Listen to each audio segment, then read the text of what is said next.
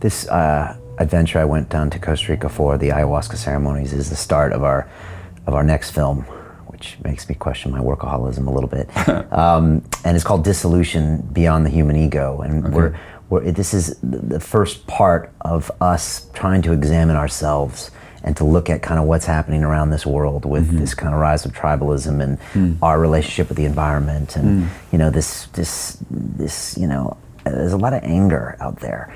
And to try to say, is it really our relationship with ourself? And so the start of it was to, you know, try to dissolve that ego with the plant medicines, but we're also going to try to talk to a lot of other people about how we get in touch with ourselves in different ways. Things that you talked about, therapy or endurance racing or somatic or all these other things. And I was just curious your thoughts on this issue when you see what we're doing to the environment or what we're doing to each other. And you know, you were just in Turkey and in Hungary, and you see this kind of right-wing thing flaring up, and you know, you speak to intellectuals and they're really feeling it. I just wondered what your thoughts are, and is this a reflection of ourselves or our relationship with ourselves? Well, first of all, we live in a culture, we live in a society, and that has an impact on us. So it's not an individual question. It's a social and political and economic question. And what we have here is a system in deep crisis, where inequality is rising, as you know, where the environment is being degraded, all in the name of profit. So we live in a system that, for the sake of its survival, is willing to destroy its very grounds for survival. That's just the reality of it, which on the social level manifests the ego gone rampant.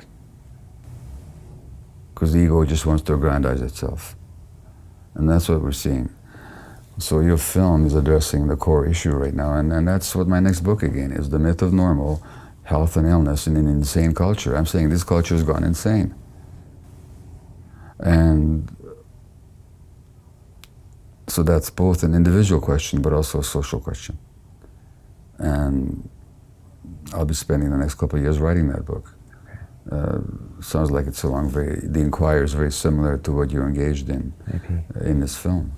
And it's kind of magnified by this whole blanket now surrounding the world of the internet and social media, where it can really get magnified very quickly. Oh yeah, everything gets magnified. Everybody now, doesn't matter how retrograde or destructive their message, has a megaphone and can reach a lot of people.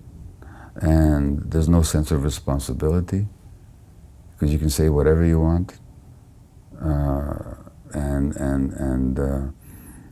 Well, this is the challenge, you know, so I'm not going to see this as a doomsday scenario, but I'm saying this is the world that we're living in, so this is the world in which there's even more need for self-examination, for authenticity, for truth-seeking, for painful inquiry into our own functioning and into the social functioning.